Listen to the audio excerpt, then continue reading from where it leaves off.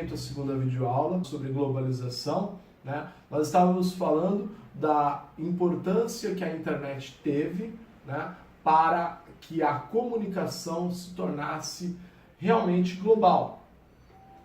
Eu tenho, então, a comunicação como sendo um fator preponderante, né, nessa questão, nesse conceito ligado à globalização. Eu tenho também o comércio e agora surgindo um novo personagem, né, ou personagens que vão dominar aí o mundo, que são as transnacionais. Então, empresas que acabam se espalhando pelo globo a fim de aumentar cada vez mais os seus lucros. Então, quando eu falo de uma Coca-Cola lá dos Estados Unidos, né, eu estou falando de uma Coca-Cola que leva suas filiais para outros países do globo, muitas vezes se aproveitando de uma mão de obra barata, né, de matérias-primas baratas, de incentivos fiscais dados pelos países mais pobres, certo? E, ou seja, a Coca-Cola, assim como várias outras, Volkswagen, Fiat, Nestlé, entre outras tantas, né, que acabam se espalhando por esses países mais pobres e conseguindo aí aumentar muito aí a sua taxa, o seu lucro, né, perante aí essas facilidades encontradas nesses países mais pobres.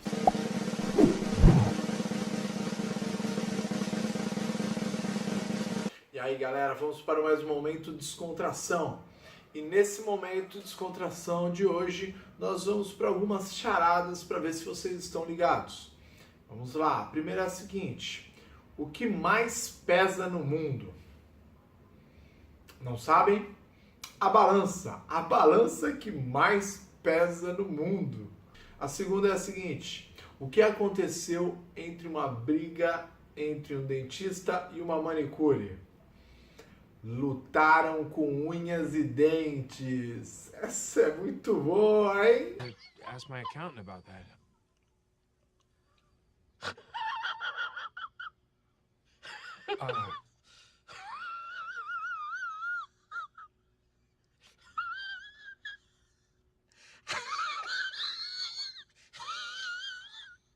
Na nossa segunda parte do momento descontração, aí vai, rapidinho, hein? Vamos lá.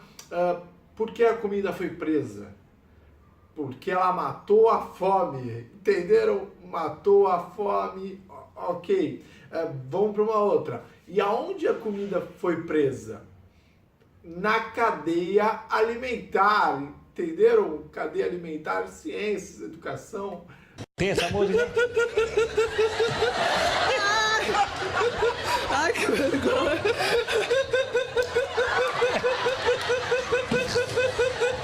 Que é isso? É risada? Não, não é não. Isso é risada? Não.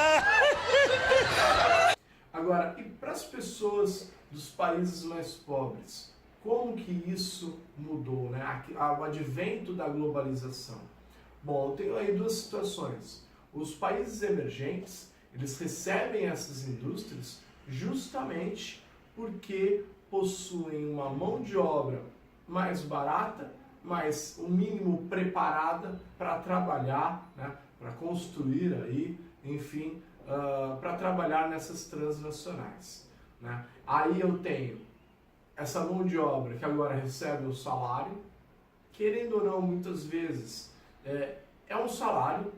Pode ser que as grandes transnacionais estejam explorando esse trabalhador com salários mais baixos, mas muitas vezes essas pessoas nem recebiam salários, né? Trabalhavam no campo, muitas vezes aí por escambo, né? Sistema de escambo, de trocas. Agora ela recebe o salário, certo? Vai haver uma melhora na qualidade de vida dessas pessoas. Com o aumento da produção, os produtos se tornam mais baratos. Então, a globalização, no primeiro momento, se eu pensar aí a partir da segunda metade do século XX, ela vai levar a um certo desenvolvimento para muitos países que hoje são considerados os países emergentes.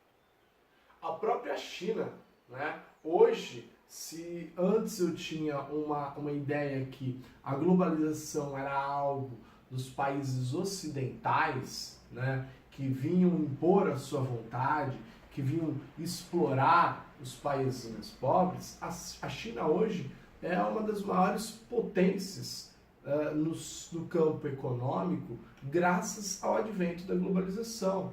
Ela produz para o mundo todo, né? Aqui no Brasil, a maioria dos produtos, ou grande parte dos produtos, está lá, você vai ver, está lá, made in China. Né? Por que isso?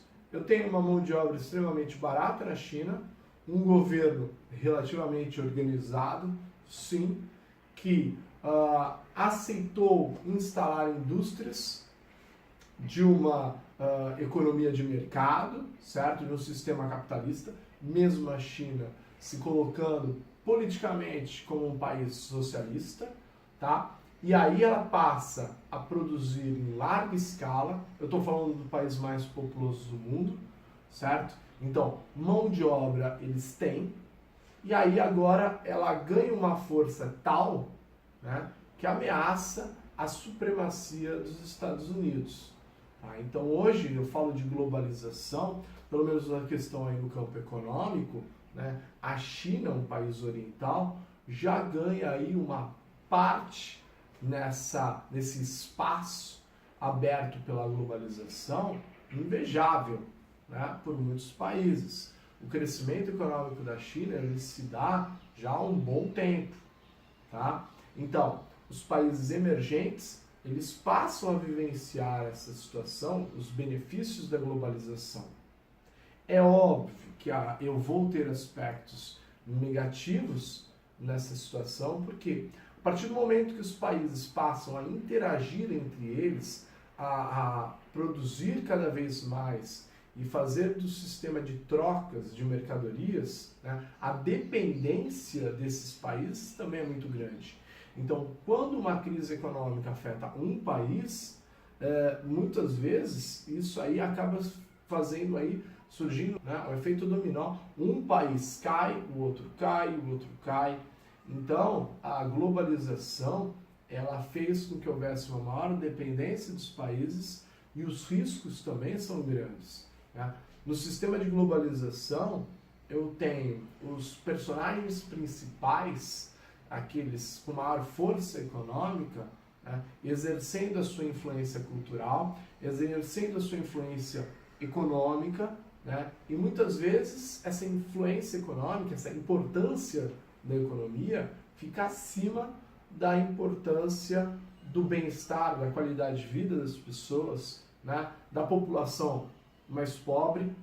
E aí nós entramos para o terceiro grupo de países, os países subdesenvolvidos, né? Os países mais pobres que estão à margem do sistema de globalização. Então muito se fala de uma aldeia global, onde todos estão interagindo, felizes e contentes, mas não é bem por aí. Os países subdesenvolvidos, eles estão à margem desse sistema de globalização. Eles participam, certo? Todos os países atualmente participam desse sistema de globalização, mas nesse caso como meros fornecedores de matéria-prima.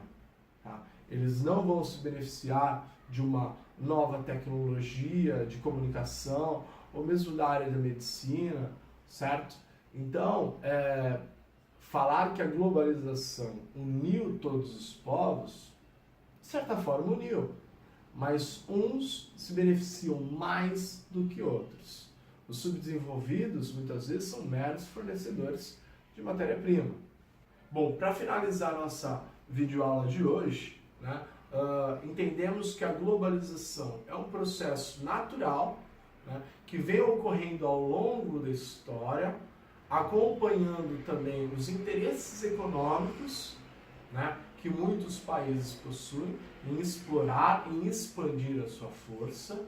Então a globalização é um advento natural que vem ao longo da história, que vem unindo povos, certo? Fazendo com que os seus espaços, as distâncias, se encurtem aí entre os povos, entre as nações, entre as civilizações. Isso não quer dizer que todos os países se beneficiam das vantagens da globalização, certo? Mas sim, ela é um fato histórico, natural, né, que acabou unindo os países através das telecomunicações, dos meios de comunicação, né, através dos meios de transporte cada vez mais modernos, que permitem com que nações se aproximem. Permite, não obrigam. Se eu falar da Serra Leoa, de Moçambique e da Etiópia, com certeza eles não se aproximaram tanto assim das demais nações. Mas são, sim, fornecedores de matéria-prima para um sistema, né, que vive nesse estado de globalização, de aproximação. Ok? Eu espero que vocês tenham gostado. Qualquer dúvida, perguntem e que eu vou, assim que der, eu consigo responder para vocês. Deixem o seu like se gostaram e inscrevam-se no canal para a gente continuar nosso trabalho, ok? Valeu aí, até mais para vocês.